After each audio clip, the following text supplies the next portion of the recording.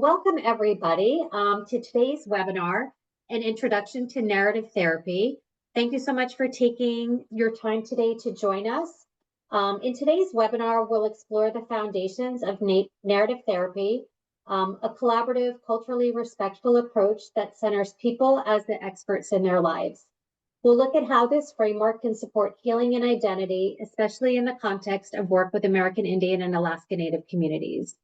Our goal today is to introduce the key principles of narrative therapy, share practical tools, and consider how this approach can align with community values, storytelling traditions, and strength-based healing. We will share these slides after the recording, and the webinar will also be posted on NCUE's YouTube channel should you wish to share or revisit the information. My name is Liz Best. I'm a manager of technical assistance here at NCUE, and joining me from the NCUE side are River, who will be running the slides, and Nala, who will be our chat monitor and will be dropping resources and links for you today. We're very honored to have you all here, and we kindly ask that if you wish to place your name, your organization, your tribal affiliation, and title into the chat box. Next slide, please. We also wanted to share that this event today is made possible by the National Urban Indian Behavioral Health Awareness Award.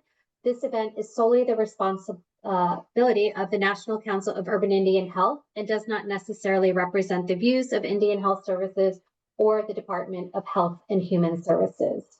Next slide, please. We have a big crowd today. So for those of you who might not be familiar with the National Council of Urban Indian Health, or NCUE, here's a little background. NCUE is a national representative advocating for the 41 urban Indian organizations contracting with Indian Health Service under the Indian Healthcare Improvement Act. NCUE strives to improve the health of over 70% of the American Indian and Alaska Native population that lives in urban areas supported by quality healthcare centers. Next slide, please. Before we proceed, please note that this session will be recorded for educational and quality improvement purposes. And as I shared, this recording will also be shared to make it accessible to those who may have missed it or want to revisit the content later. Next slide, please. Please note that your mics have been muted upon entry. We always encourage participation in our webinars and engagement. We invite all participants to turn on their cameras if you wish and post questions and comments in the chat box. We'll also have an opportunity for Q&A at the end of today's discussion. Next slide, please. As we continue our webinar, we encourage active participation and value your questions and insights. To make the most of this interactive experience, here is how you can ask a question on Zoom. Just click on the chat icon and type your question and hit enter to send it to the group. And next slide, please. Well, today we are really honored to welcome two incredible guest speakers from Canada who will be sharing their expertise, stories, and working knowledge of narrative therapy. First, Samaria Nancy Cardinal is founder of Flower in the Wind Therapy. Her work centers on providing culturally appropriate, client-centered mental wellness support that empowers Indigenous clients. Her practice honors Indigenous values and traditions, creating a safe and grounding space for healing. She is also deeply committed to nurturing the next generation of Indigenous therapists. And with her, we welcome Jocelyn Carter, a narrative social worker whose practice reflects the heart of narrative approaches, uplifting strengths, centering stories, and supporting communities through culturally responsive care. Please help me in welcoming Samaria and Jocelyn as they guide us through today's session on narrative therapy.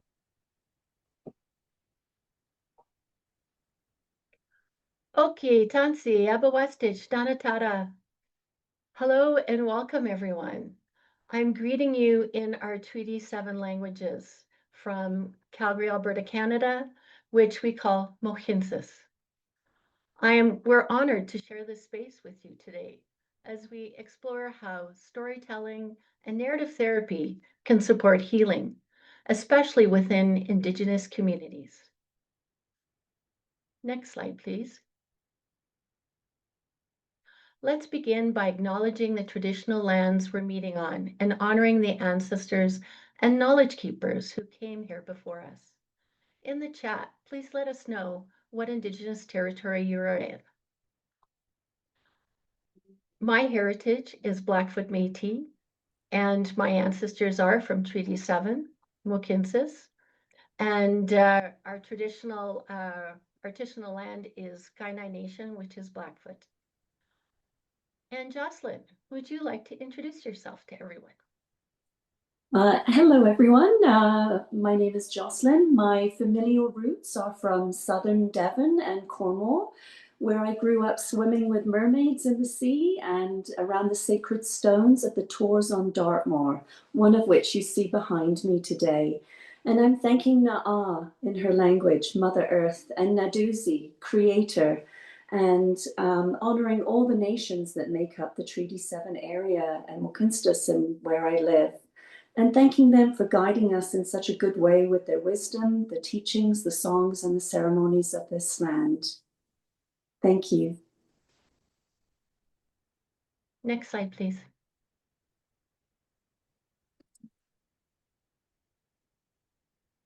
So today, here's what we will cover.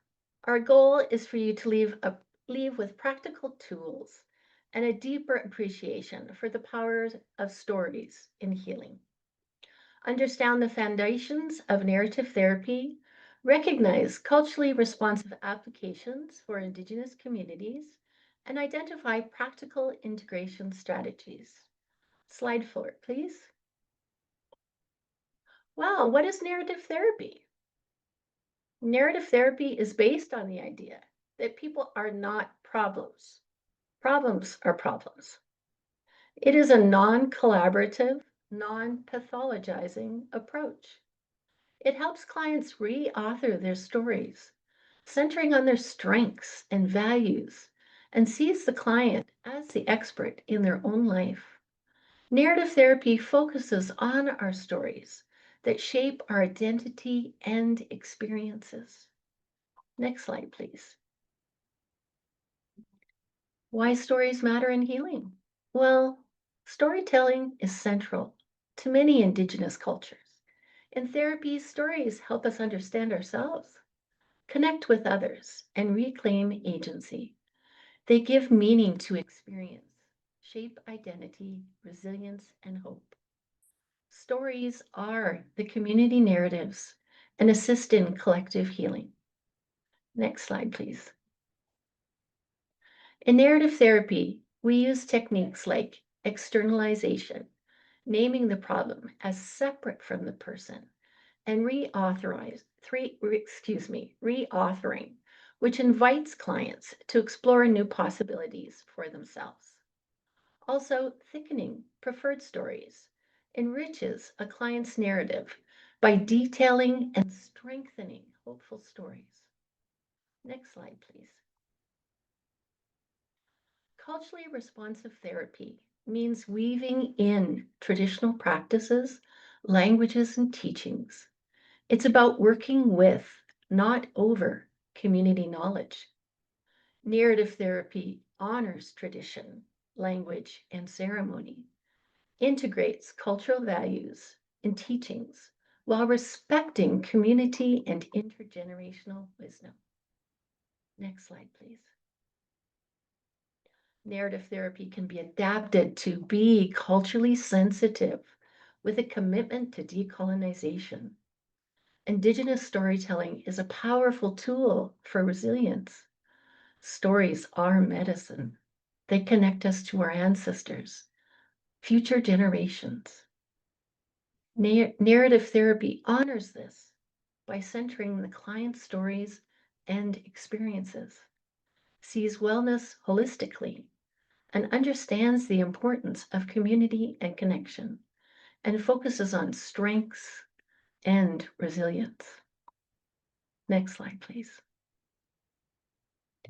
To use narrative therapy with Indigenous clients, it must be decolonized to acknowledge historical trauma, loss of land, culture, and systemic racism. Assist in reclaiming identity by incorporating traditional healing practices, art, and ceremonies, along with traditional storytelling. Hold space for healing not only on an individual story, but also the collective stories of the community and the families. Next slide, please.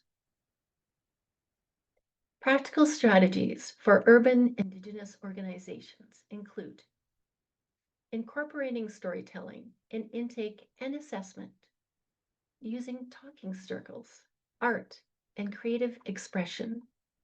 Invite elders and culture bearers into sessions. Slide 11. Jocelyn, please.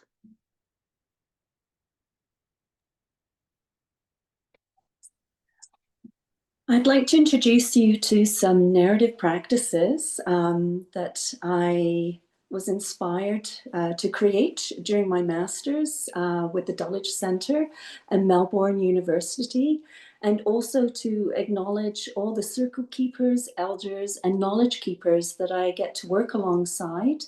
And I think one is here today, my spiritual sister, knowledge keeper, Dene Sutlane, knowledge keeper, Violet March. Thank you for being here. So given that I'm a European woman working with Indigenous families, I needed to do some of my own work, and one of the elders sent me home to start reconnecting with some of my folklore, mythology, and stories.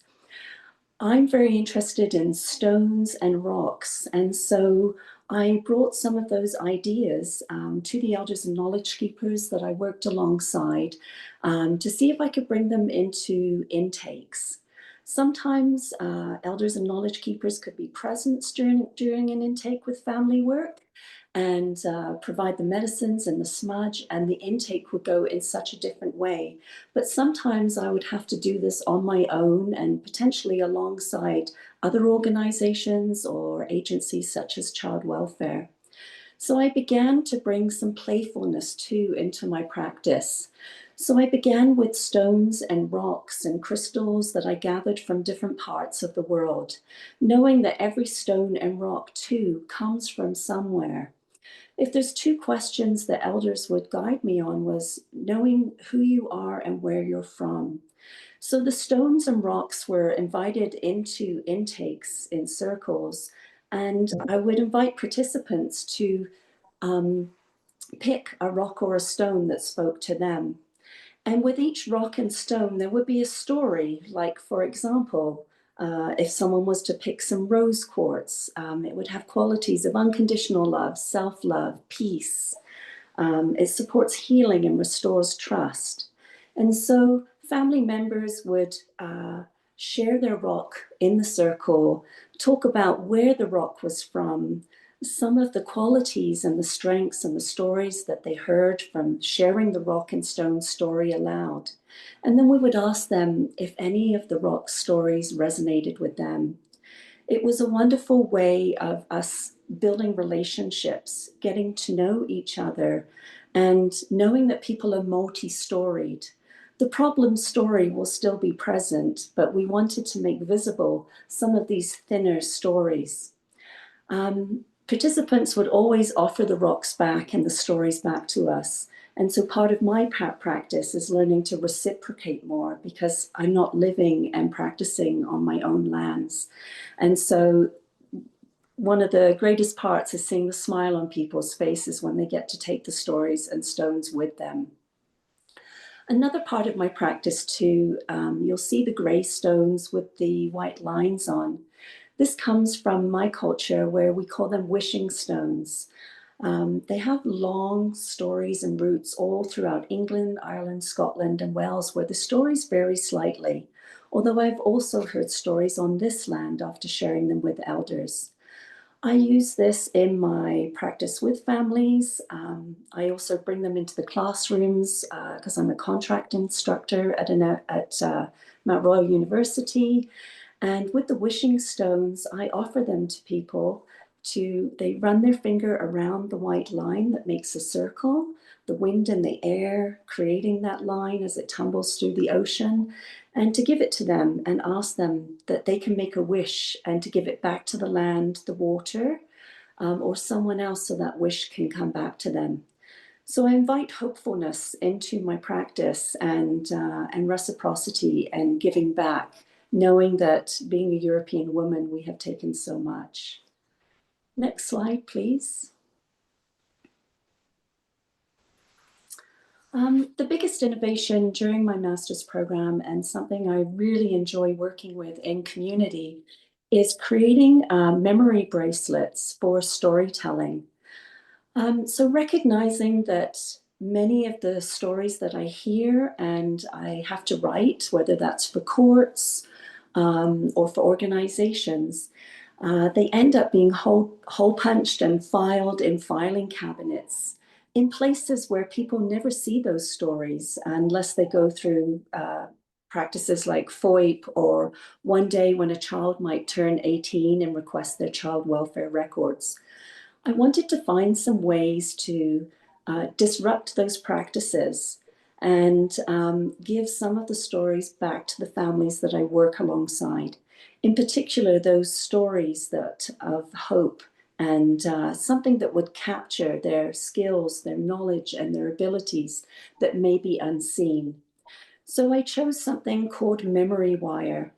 Memory wire for remembering those strong stories, maybe as a woman stood in court, fighting to get her children back, that she could remember that there was also part of her story were the strong stories that she had shared about her resilience, her skills, her knowledges. And so using narrative questions in a very gentle, guiding, and open way, we would create these bracelets. So, for example, one of the bracelets on there at the top in the center, which I have here today, this beautiful story here is from a young person, and her story began with a turtle bead, the turtle representing Turtle Island where she lives, the flower beads representing the grandmothers that surround her, the beads that look like rocks that she said were her grandfathers, and the wolf dog here, which was part of her spirit name that was given to her when she was born. The yellow butterflies that she described outside of where she lives in her house. And later on, there's 9 leaves, 9 charms that represent 9 people that are significant in her life. As someone doing family work, to hear that there was 9 people that she could identify that loved and supported her, told me so much about her connections, despite the reasons that had brought her into our work together. On here, there's also some words like you see on the screen, princess and hug. These were some beads that some elders that were aunts and cousins and grandmothers and grandfathers, they added to her story. These were things that words that they used to describe her. So we go again from the single story and we invite people to add to these memory bracelets to thicken the child's story and sense of connection. While it's a much bigger story, this was a wonderful way to also give back. These bracelets don't fit in filing cabinets. They get to travel with people and they can wear them, and then hopefully at times in which they are struggling, they can remember those strong stories and embody them. Next slide, please.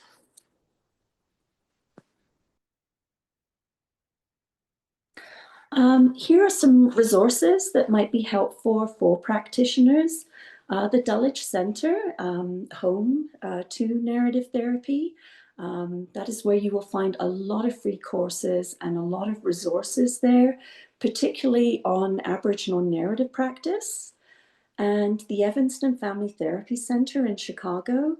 Jill Friedman also teaches in the master's program, and I believe you can take courses through the Therapy Center, which will give you credit in the master's program, or just if you're interested in exploring narrative therapy. Narrative Imaginings is another place where you can find another amazing storyteller that does some very unique and interesting work, working with the body. And there's some books here. Well, there's many, many books. What is Narrative Therapy is a great introduction.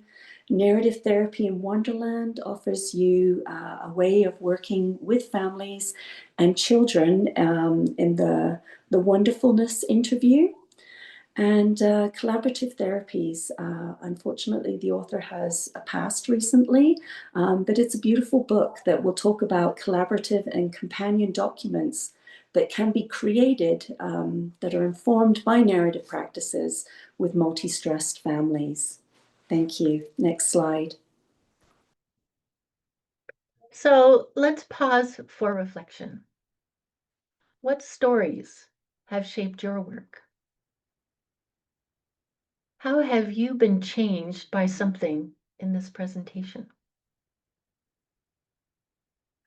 How might you bring Indigenous narrative practices into your organization or community? Next slide, please. We'd love to hear your questions, thoughts, or experiences.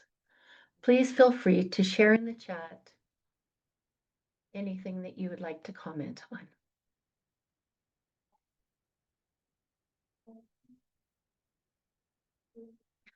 Next slide, please. Thank you for joining us and for your commitment to culturally responsive care. Please reach out if you'd like to continue the conversation or access additional resources. I'm wondering if you might be able to share a little bit about the history of narrative therapy and how and when you brought it into your own practice and differences that you might have seen in clients once you started implementing a narrative therapy approach.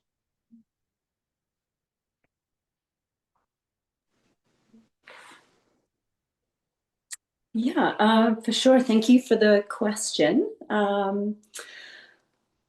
Yeah, if you go to the Dulwich Center, you will see there's a video that honors Michael White, who has since passed on.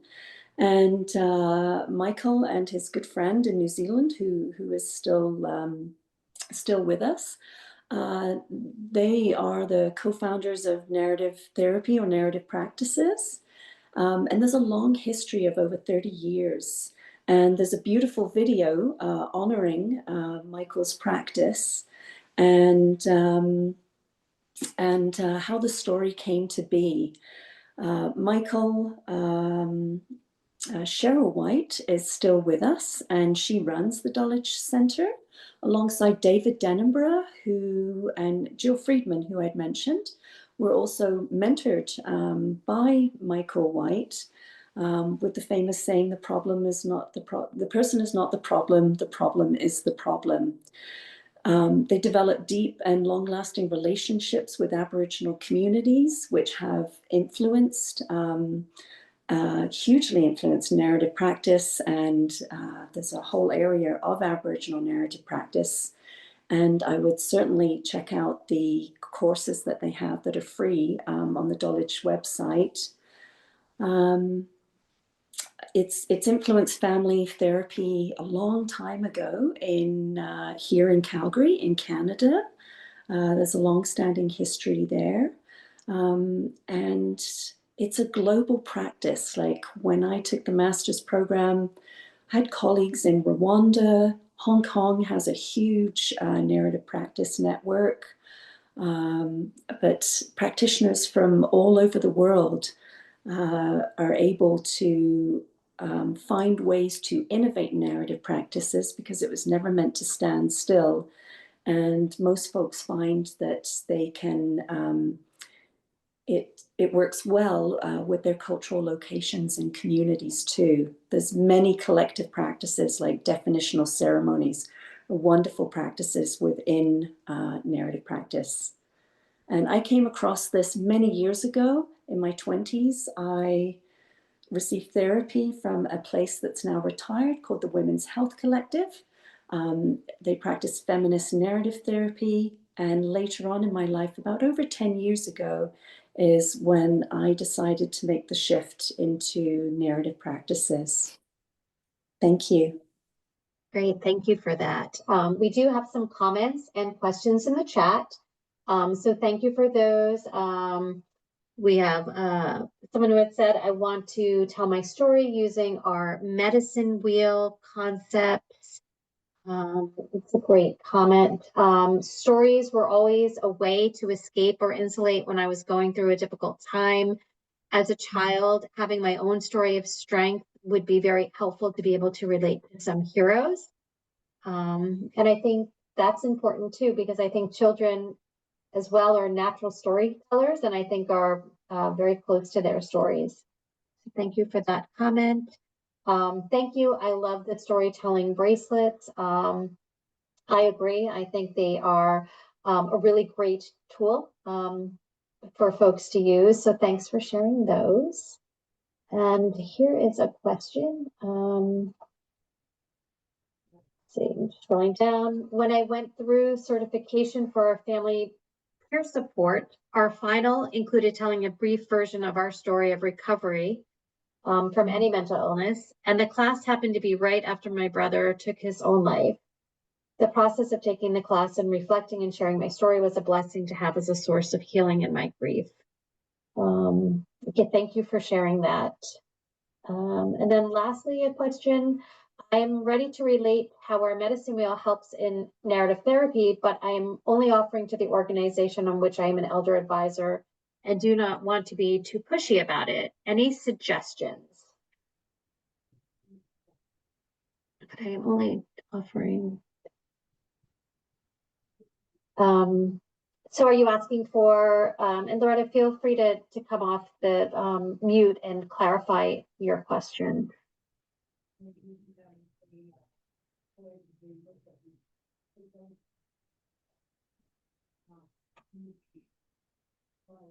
Does anyone have any thoughts or suggestions for Loretta?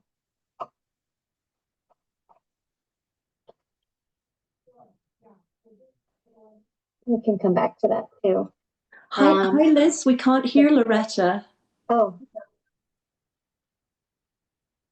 Hello. Thank you, Loretta Jordan, Imagiapi. I hesitate to put something on to the organization. I only suggested that I would be able to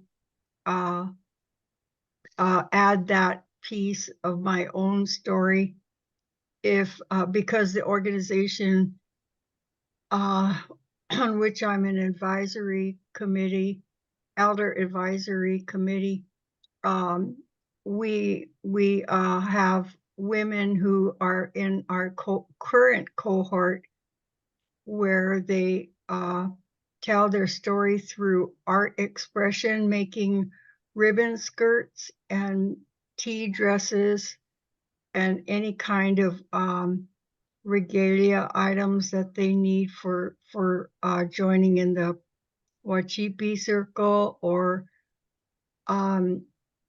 just for ceremonial purposes.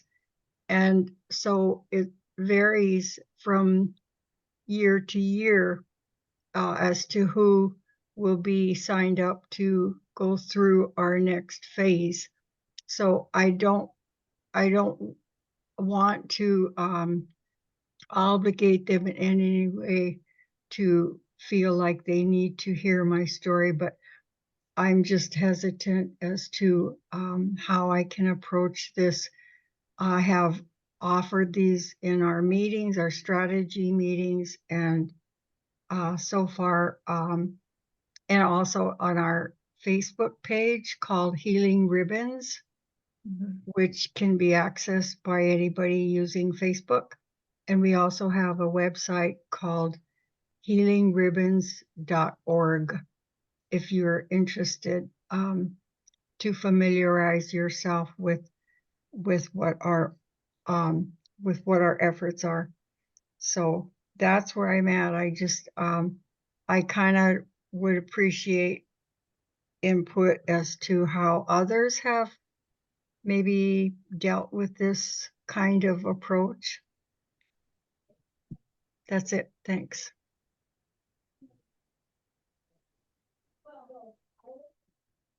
Do you want to speak to that, Jocelyn? Yeah, and Samaria, I know you came into the program we had last year, right?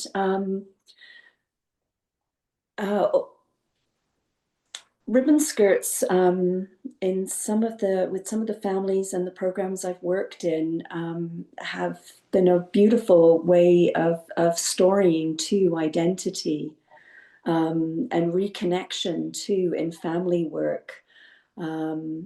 So we've had different elders and knowledge keepers come in, and some sharing teachings about the colors of the ribbons and what they mean. It's different for each folks. I had a family once share their story through the ribbons and then put them together on a skirt. Excuse me. And it was interesting that when some of the ribbons were coming together, some of them weren't ready to come together. And so we recorded that in a written form too. Excuse me. And that spoke to where she was at on her journey in reconnecting with her family and children. But ribbon skirts have definitely been an empowering way of people sharing, wearing, and embodying their stories and their identities. I don't know if that answers your question, but there's some things I've experienced and witnessed in practice. Thank you for that, Ms. Carter. That really helps, particularly your comment that opened up a whole new venue for me. And when you said it shows where she's at when she tells her story through her ribbon work. We have a fashion show and they get to show their art on a runway in our community. It has been well attended and people are helping to support the organization by volunteering or fundraising or otherwise. That really helps me to know that, and we do have a little blurb after they show their piece. There's a blurb explaining, the woman, how she experienced her journey, or it was a explanation of her journey when she did that piece. So that brings me to mind that, I need to be very wary of where that person is at in their own healing.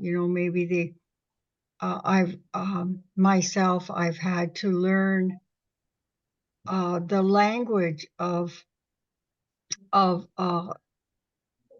I guess trauma responses and thinking in terms of what our losses have been under United States policies of genocide. And that has taken me a lifetime. And I learned the language by just being around other women who are healing and who are working on their expressing their stories. But thank you for that. I just wanted to say too that I found narrative therapy by being healed by it. I went to see a woman and she asked me to tell her my story. And the first story I told was of a lot of pain and trauma, defeat and hurt. And after I told that story, she looked at me and she said, "Tell your story again." And I told it a second time and it changed a little bit. And she kept telling me to repeat my story. And at first I was angry that She kept asking me to do this. But in the process, the story changed from one of anger, pain, and defeat. And the very last story I told was one of resilience, finding myself, seeing my own power, seeing myself as a beautiful human being and leaving the pain behind. The last story morphed into a story of power and hope and resilience. And when I was done telling it, she sat back and smiled and she said, "That's your story." And I looked at her and I was just shocked from what it came from. And now that's the story I walk with. Mm, Story. And yes, my story does continue to change. mm, Through the story and through the telling it and hearing myself speak those words was incredible healing for me. mm, And that's why I got into narrative therapy, because I experienced the power of it myself. mm. Thank you for that. And that reminds me too of how we have to be careful of re-traumatizing when there is a way for people to touch on the shame and the things that hold us down through losses and mourning, and we have internalized that colonized script of it's not good to be who we are, and in fact we are very sacred spirits. And it tells me that our stories can change every time we share them, but something new is going to come up, and it's a revisiting of a memory that we are sharing with in a safe place. So I like that idea of retelling where it is safe and not re-traumatizing, because I have seen places where stories were told and there were not very good support around them, and how they said they will never share their story again. Mhm. So thank you for that, Ms. Cardinal. You're welcome. Another question that came in, are guided meditations a form of narrative therapy? And if you do use guided meditations, how do you use them to get people to share their story? I use guided meditations and visualizations in narrative therapy. And I have people, what they do is I have them write out um, something that they would like to do. Like there's one I have, and it's called A Bird in a Cage. And it tells the story of a bird that's in a cage and sits in that cage every day. And one day somebody opens the door, but the bird still sits in the cage. The door is open. It could fly away anytime it wants, but it still sits in the cage. And the bird sits there. And eventually the bird learns that it can fly out that cage, but it's got to find that strength and freedom to do so. Mm, Its own time when it's ready.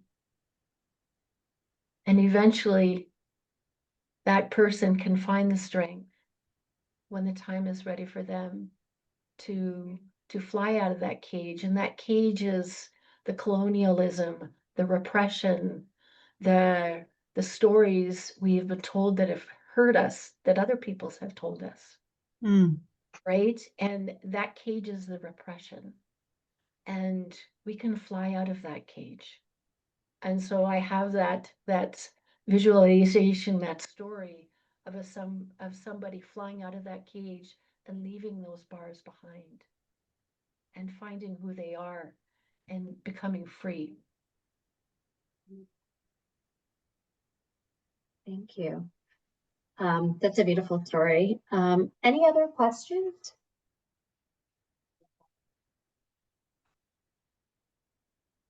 I have one. I know we talked a little bit about how we use narrative therapy in individual therapy, but do you use it in group practice as well? There have been a few comments on grief and how stories can help healing in grief. And I'm curious if you use narrative therapy in group settings as well, and how you give people space to share their story and create safety in space for sharing those stories.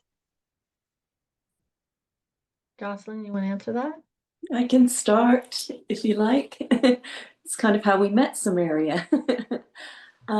Yes, many years ago, I volunteered with an Indigenous-led ceremony that was part of a movement called Walking with Our Sisters here in Canada. It was by artist Christy Belcourt, and there's some beautiful videos online. And essentially, it began with a call out on Facebook, was my understanding of the story, in which Christy invited people to share vamps, the moccasin uppers, the vamps, to represent the unfinished lives of missing and murdered loved ones. Because nothing was being done by the government in Canada, there was not the right response. And this call out on Facebook turned out into this huge ceremony that went all across Canada. I think it went to possibly some parts of the United States, and a brief stint to some other countries too. I remember standing when the ceremony came to Calgary, one of the last few stops, where the elders that were guiding us, they had a dream about how it would be laid out in Calgary. And I remember there were almost 2,000 vamps representing the unfinished lives of loved ones. And the healing that happened, the tears, the depth of the grief, but in bringing everyone together, there hadn't been this opportunity for women's grandmothers and aunties in particular, coming together and taking care of the vamps, the care and attention, and a sacred fire that ran for 2 weeks outside of the ceremony that the men participated in too, right? And I just remember that that feeling of honoring amongst the heavy grief. And I was studying narrative practices at the time and realized how metaphors are alive, right, and living, and that's why bringing some of these arts pieces, or in your context, your cultural context, your beautiful ribbon skirts and shirts, the stories that they can tell, right, which can include the heavy stories of grief. There is a narrative practice called a Tree of Life. Came about in around 2006 by Nzelo Ncube. She just won a really big award for her work in South Africa, and David Denenborough from the Dulwich Centre. And the Tree of Life has been adapted in many ways, especially by Aboriginal practitioners too. The only caution with the Tree of Life is the roots of the tree. Everyone will adapt it to their context. And in grief work, I'm very, very careful with the roots of the tree. I try to create a place for people to stand on, a strong place, before getting into the roots. The grief and loss for some people of the dispossession, the disconnection, right? Some folks that are just finding out who their families are because they've been in systems. So needing that strong place to stand before we go into some of the roots, and addressing the colonial harm, right, that continues. So yeah, the Tree of Life, the ribbon skirts that you're talking about, the bracelets, it's all in how the questions are asked. So certainly if you have the opportunity to take some of those free courses, you can learn how to reauthor questions, especially around grief and loss, in different ways in Indigenous or Aboriginal contexts. Great, thank you. And if no one has any other questions, that will conclude our Q&A. Thank you so much for the questions, and Jocelyn and Samaria, thank you so much for your wonderful answers. Next slide, please. For today's event, if you have a few minutes and are so inclined, we would love for you to complete the survey. You can take out your phone and scan the QR code. Nala will also drop the link into the chat. Surveys really do help inform the work that we do here at NCUE and improve the quality of the webinars that we host. So we appreciate if you could take a few minutes. And next slide, please. A few other things here at NCUE, we do offer one-on-one technical assistance in a number of different areas. Nala's going to drop the link in there. You can fill out a form and someone with our staff will reach out.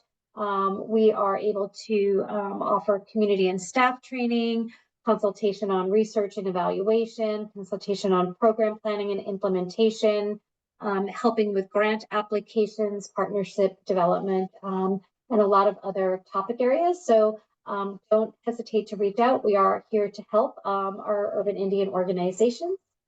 Next slide, please. And a few upcoming events, especially for those that might be writing grants or doing program evaluations. On December 11th, we will be hosting a webinar on using SMART objectives and logic models to drive innovations. This is the first of a 3-part community of learning series on navigating the future of healthcare.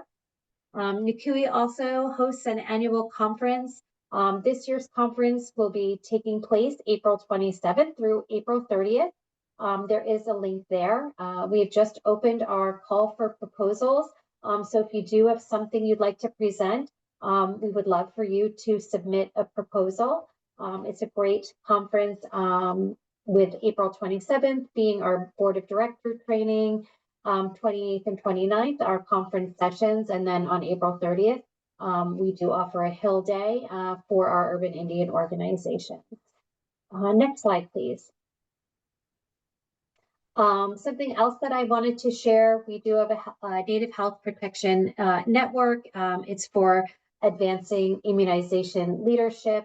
We are hosting webinars and there is a newsletter as well. So anybody that does work in immunization, you can receive a free newsletter and more information, especially as we enter the cold, flu, and upper respiratory season. And next slide, please. NCUE also has a newsletter that comes out bi-weekly. If you're not a recipient, you can subscribe. There's a lot of great information that we do share out. Or if you do have information that you would like to share out, you can reach out to me and we can see if we can include it in our newsletter. And I think it's our last slide. And that's our last slide. A really special thank you for Jocelyn and Samaria for sharing their expertise, their generosity and knowledge and time and wisdom with all of us today. I know that I learned so much, so let's give them a hand or a heart to show our appreciation for sharing their stories with us today. And with that, we are going to conclude our event. As I shared, we will follow up with the slides and also a key takeaway document where those resources that Jocelyn and Samaria shared. We will share those out for those who would like to learn more about training in narrative therapy.